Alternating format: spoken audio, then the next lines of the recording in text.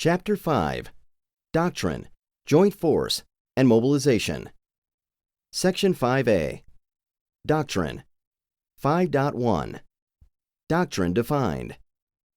Every airman needs doctrine to fundamentally understand how he or she contributes to making our Air Force the best in the world. It tells us how to effectively and efficiently apply air power to help defend our nation. We should understand that doctrine is the airman's inheritance, passed down from airmen before us. It is our warfighting legacy. Doctrine tells us who we are and why our Air Force exists. Doctrine is the distilled warfighting experience and knowledge of our Air Force heroes, leaders, theorists, and scholars. Most importantly, doctrine captures and crystallizes the warfighting lessons learned of every day. It is our responsibility to continually improve Air Force doctrine through experience and debate, so we can pass down our best practices and our lessons learned to tomorrow's airmen. I'm firmly convinced that leaders are not born. They're educated, trained, and made, as in every other profession. To ensure a strong, ready Air Force, we must always remain dedicated to this process. General Curtis E. LeMay, CSAF, 1961 to 1965. Fundamentals of Doctrine. Military service is based on values that experience has proven to be vital for operational success. The complexity of integrating fighting elements according to doctrine, and the uncertainty inherent in rapidly developing contingency operations, demands that planning and employment be understood and repeatable. Meeting the challenges of this rapidly changing world requires understanding and application of doctrine. Doctrine exists as joint doctrine, multinational doctrine, and service doctrine. Joint doctrine. The growing threats to United States and allied interests throughout the world demand U.S. armed forces be proficient across the range of military operations. The fundamental principles that guide operations are recorded in joint doctrine. The purpose of joint doctrine is to enhance the effectiveness of joint operations by providing fundamental principles that guide the employment of the military toward a common objective. Joint doctrine promotes a common perspective from which to plan, train, and conduct military operations.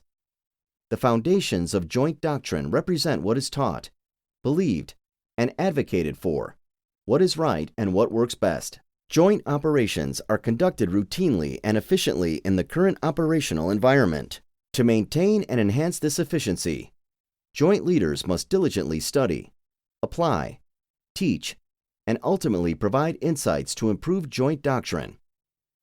JB1, Doctrine for the Armed Forces of the United States, provides fundamental principles and overarching guidance for the U.S. Armed Forces, and forms the core for our forces to be able to fight as a unified force, a joint team. Joint doctrine is authoritative guidance and will be followed, except when in the judgment of the commander or exceptional circumstances dictate otherwise. Multinational doctrine. Some nations possess doctrine and training programs with a full treatment of strategic, operational, and tactical issues. Other nations have doctrine and training programs smaller in both scope and capability to match their national goals and objectives. Multinational doctrine, as it applies to air power, describes the best way to integrate and employ U.S. Air Forces with the forces of allies in coalition warfare. It establishes principles, organization, and fundamental procedures agreed upon between or among allied forces. When developed as a result of a treaty, as in North Atlantic Treaty Organization, NATO, multinational doctrine is directive. When the U.S. Armed Forces participate in multinational operations, our commanders follow multinational doctrine and ratified, approved procedures. For multinational doctrine and procedures not ratified by the United States, commanders should evaluate and follow multinational command doctrine and procedures where applicable and consistent with law, policy, and guidance. Service doctrine. Our service doctrine, Air Force doctrine, is developed by the Curtis E. LeMay Center for Doctrine Development and Education at Maxwell Air Force Base, Alabama.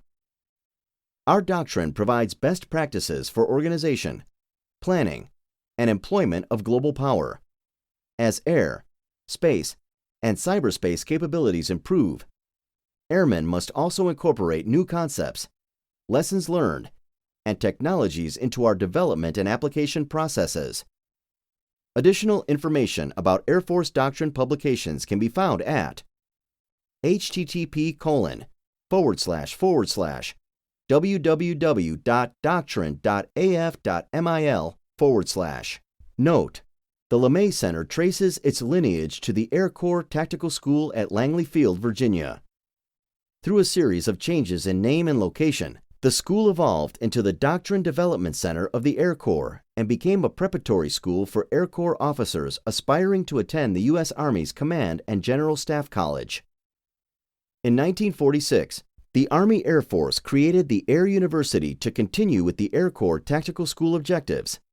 Today, the LeMay Center remains an essential doctrinal development element within Air University. 5.2 Levels of Air Force Doctrine. Air power is never prosecuted alone, and not one military contingency or operation, whether in peacetime or wartime, can optimize its objective without space or cyberspace. The proper application of air power requires a comprehensive doctrine of employment and an airman's perspective. Information addressed in Air Force Doctrine, whether directly or indirectly, applies to airmen on a daily basis.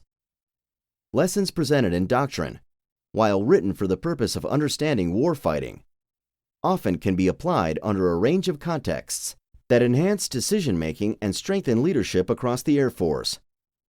Air Force Doctrine is addressed at 3 levels: basic, operational, and tactical. These levels speak to the intellectual content of the doctrine. Basic Doctrine.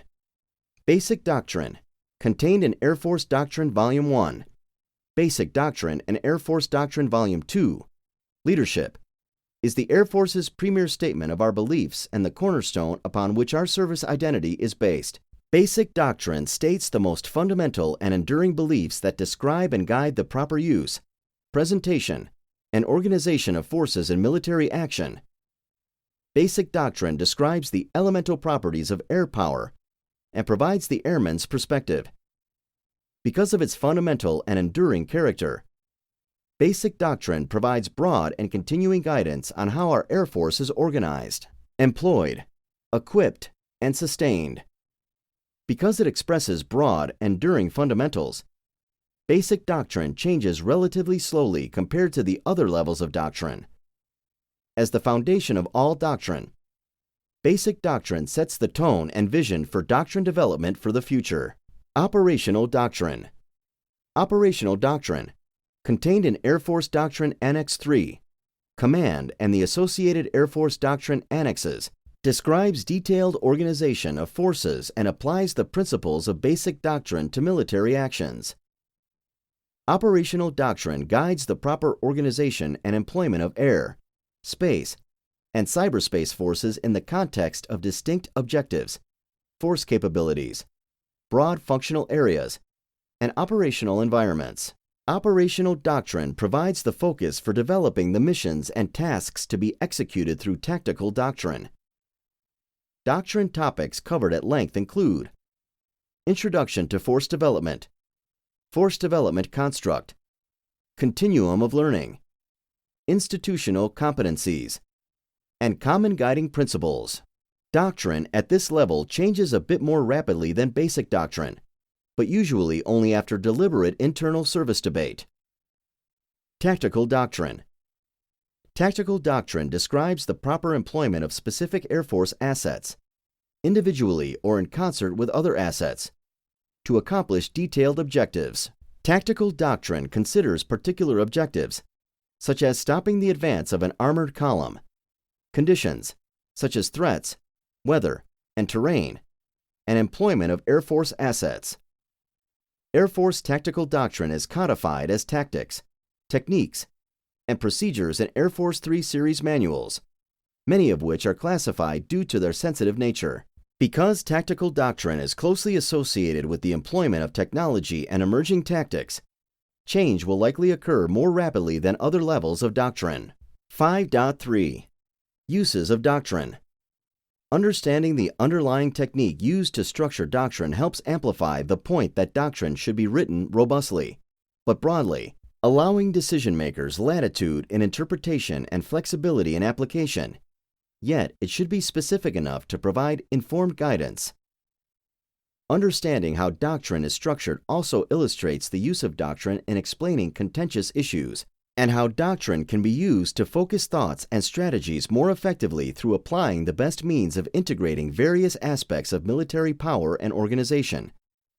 Key principles of doctrine are provided here. War fighting, not physics. The war fighting, not physics principle specifically addresses the perceived differences between operations in air, space, and cyberspace.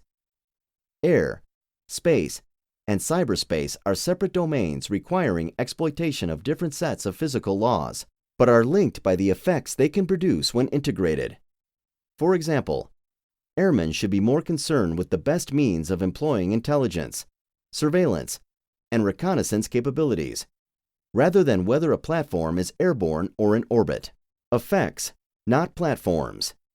The effects, not platforms principle focuses on the desired outcome of a particular action more so than on the system or weapon that provides the effect. Effects-based operations begin with clear military objectives and the statement of desired end states. Air Force doctrine does not explicitly tie specific weapon systems to specific tasks or effects. Whether a B-52 or an F-16 accomplishes a given task or whether a platform is manned or unmanned is not nearly as important as the outcome of the mission. Using mediums, not owning mediums. The using mediums, not owning mediums principle illustrates the importance of properly using a medium to obtain the best warfighting effects, not of carving up the battle space based on service or functional parochialism, narrow-mindedness. Focusing on using a medium is a vital first step to integration of efforts. Arguments over ownership eventually lead to suboptimal application of efforts at the expense of the larger total effort. Organization, not organizations. The organization, not organizations principle refers to modern warfare demands that different services, different nations, and differing functions within a single service often need to be brought together intelligently to achieve unity of command and unity of effort. Doctrine explains why certain organizational structures are preferred over others and describes effective command relationships and command authorities. This facilitates the rapid stand-up of joint and service organizations during rapidly evolving situations. Ultimately, doctrine is not about whether one particular element of a joint force is more decisive than another, nor about suggesting that one element serve as the centerpiece of joint operations. It's the total, tailored force that's decisive. Synergy, not segregation. The synergy, not segregation principle acknowledges that segregation guarantees that the whole will never be greater than the sum of its parts. To allow synergy, airmen should have access to the entire theater of operations to maximize the ability to achieve objectives. Access should not be restricted from any area due to unnecessarily restrictive fire control measures. A synergistic mindset opens the battlespace areas of operation and allows maximization of use of scarce, high-demand, low-density capabilities and enhances combat effectiveness. Integration, not just synchronization. The integration, not just synchronization principle addresses the value of integration over synchronization. Synchronization is defined as the arrangement of military actions in time, space, and purpose to produce maximum relative combat power at a decisive place and time. Integration, by comparison, is defined as the arrangement of military forces and their actions to create a force that operates by engaging as a whole. Synchronization emphasizes timing, while integration considers priority and effect to be both efficient and effective with scarce results. The right force, not just equal shares of the force. The right force, not just equal shares of the force principle addresses the JP1, Doctrine for the Armed Forces of the United States, statement that the integration of joint forces is designed to address both functional and geographic vulnerabilities, but forces will be selected based on those who can provide the capabilities needed in each operation. As one senior Air Force officer said, Joint warfighting is not like Little League Baseball, where everybody gets a chance to play. Any given joint force should be tailored appropriately for the task at hand. Some operations will be land-centric, others air-centric, others maritime, cyberspace, or information-centric. The composition of the joint force and the tasks assigned to various elements should reflect the needs of the mission. 5.4 Principles of War. Throughout the history of conflict, military leaders have noted certain principles that produce victory. Known as the principles of war, these aspects of warfare are found to be universally true and relevant. As members of the joint team, airmen should appreciate how these principles apply to all forces, but should most fully understand them as they pertain to the Air Force. Air power provides unique capabilities, no matter which service operates the systems and no matter which type of platform is used. These principles of war serve as guidance for leaders to evaluate potential courses of action. No one principle should be considered without due consideration of the others. The principles of war, combined with the additional tenets of air power, addressed in the next section, provide the basis for a sound and enduring doctrine for the air, space, and cyberspace forces of America's joint force. The 9 principles of war, as defined in JP1, Doctrine for the Armed Forces of the United States, are addressed here. Unity of command. Unity of command is vital in employing air power as it ensures concentration of effort for every objective under one responsible commander, with the authority and the capability to direct all force employment in pursuit of a common objective, without allowing the wide-ranging interagency and non-governmental organizations involved to dilute unity of command. The Air Force's operational level perspective calls for unity of command to gain the most effective and efficient application of air power. Air power is the product of multiple capabilities, and centralized control is essential to effectively fuse these capabilities and provide unity of command. Economy of force. Economy of force is the judicious employment and distribution for the rational use of force by selecting the best mix of air, space, and cyberspace capabilities. To ensure overwhelming combat power is available, maximum effort should be devoted to primary objectives and allocate minimum essential resources to secondary efforts. Economy of force may require a commander to establish a balance in the application of air power between attacking, defending, delaying, or conducting other operations, such as information operations based on the priority of the objective or objectives. Also, priorities may shift rapidly from one type of mission, such as interdiction, to another, such as close air support. Although the principle of economy of force suggests the use of overwhelming force in one sense, it also recommends guarding against the overkill inherent in the use of more force than reasonably necessary. Maneuver. Maneuver places the enemy in a position of disadvantage through the flexible application of combat power in a multidimensional combat space. Air power's ability to conduct maneuver is not only a product of its speed and range, but maneuverability is also obtained through flexibility and versatility established during the planning and execution of operations.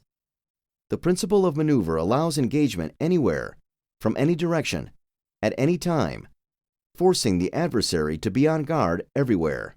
Applying the principle of maneuver will force the enemy to react, allowing the exploitation of successful friendly operations and reducing friendly vulnerabilities. Forward deployment of air power assets is one example of maneuver that, by its very presence, can reassure allies and deter aggressors. Objective.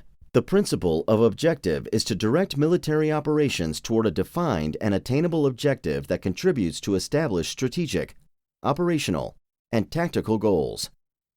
In a broad sense, the principle of objective holds that political and military goals should be aligned and clearly articulated.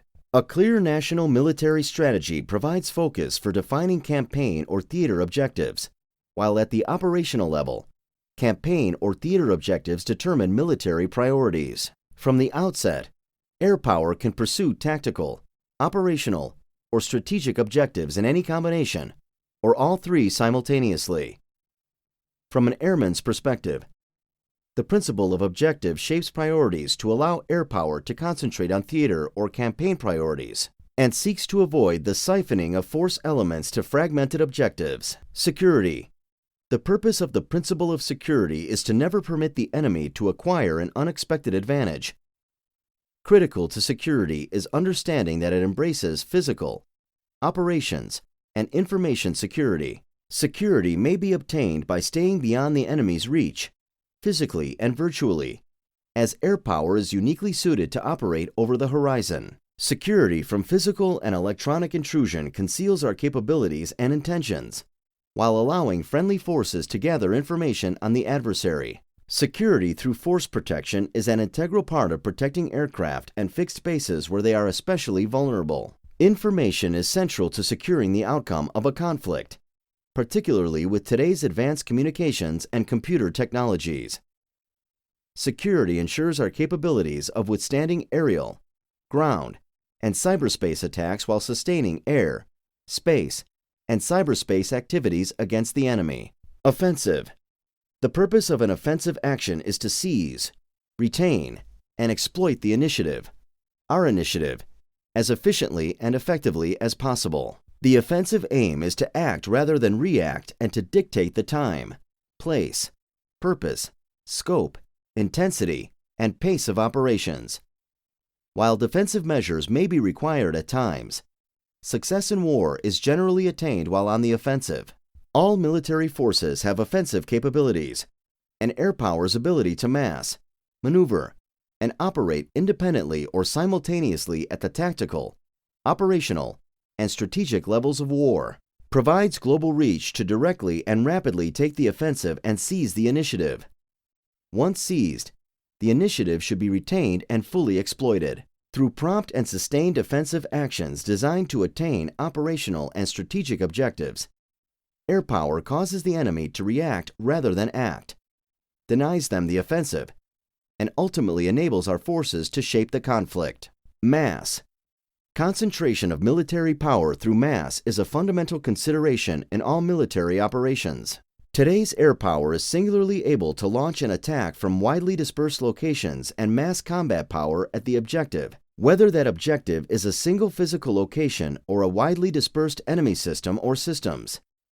Air power, with speed, range, and flexibility, complemented by accuracy and lethality of precision weapons and advances in information technologies, achieves mass through effectiveness of attack rather than by overwhelming numbers of forces or materials committed to the attack. Air Force cyberspace capabilities, often enabled by space systems, allow dispersed forces to collaborate to rapidly find, fix, track, and mark fleeting targets, and mass a response with precise effects around the globe.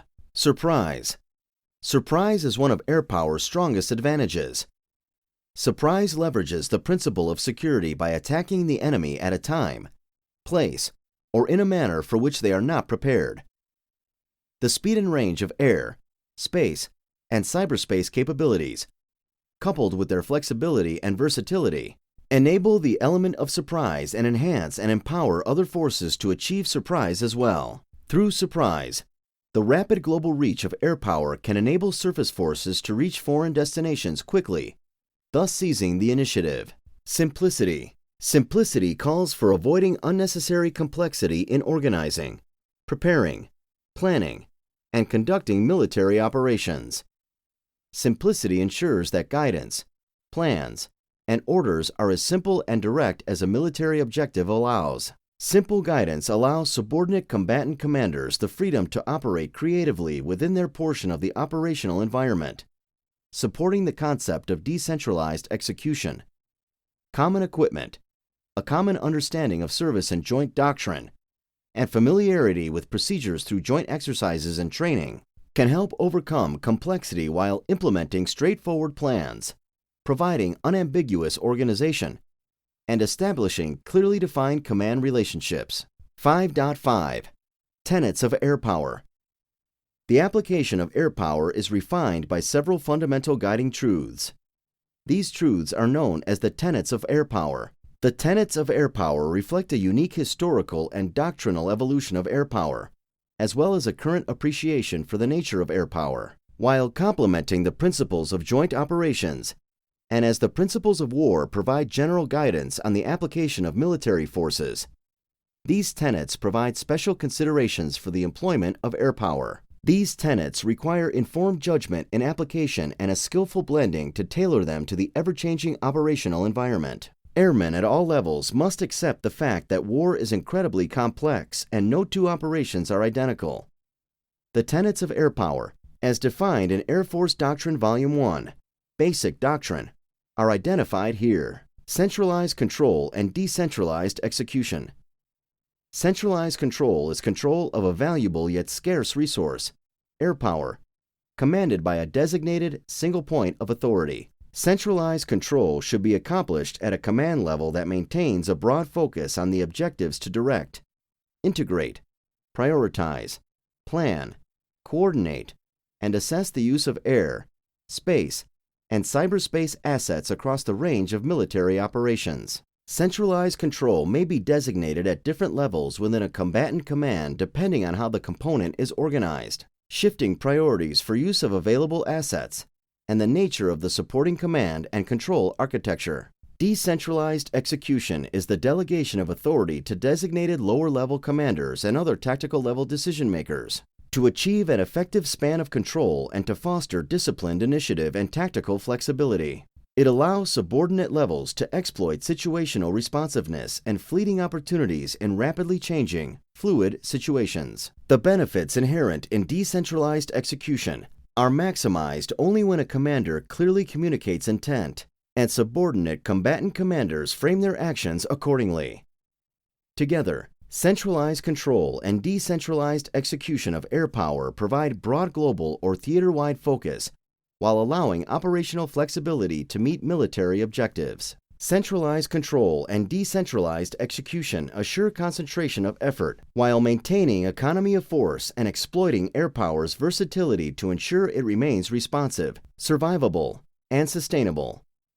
Through centralized control and decentralized execution, a single component commander focused on the broader aspects of an operation can best balance or mediate urgent demands for tactical support against longer-term strategic and operational requirements. The ability to concentrate the air effort to fulfill the highest priorities for effects and to quickly shift the effort can only be accomplished through centralized control. On the other hand, the flexibility to take advantage of tactical opportunities and to effectively respond to shifting local circumstances can only be achieved through decentralized execution.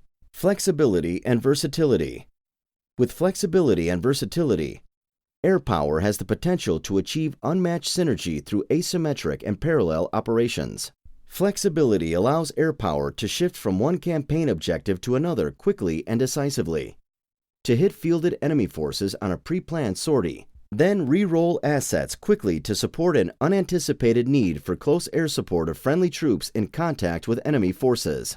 Versatility is the ability to employ air power effectively at the strategic, operational, and tactical levels of war and provide a wide variety of tasks in concert with other joint elements. Space and cyberspace capabilities are especially able to simultaneously support multiple taskings around the globe and support tasks at all levels of warfare. Synergistic effects. The proper synergistic application of a coordinated force across multiple domains can produce desired effects that exceed the contributions of forces otherwise employed individually.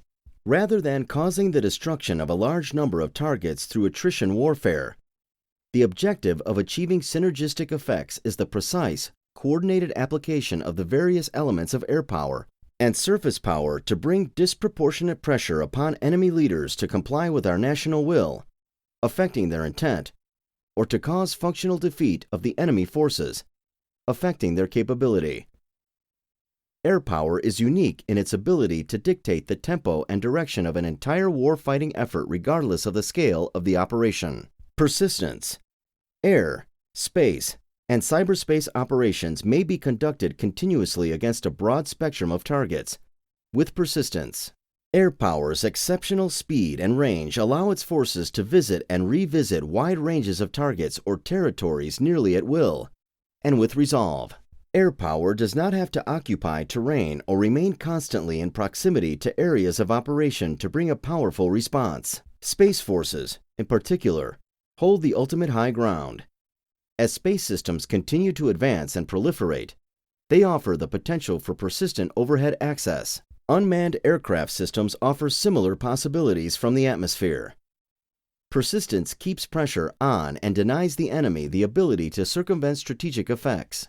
Demonstrations of persistent operations could range from maintaining a continuous flow of material to peacetime distressed areas, intelligence, surveillance, and reconnaissance capabilities monitoring adversaries, assuring targets are kept continually out of commission, or ensuring resources and facilities are denied an enemy or provided to an ally during a specified time.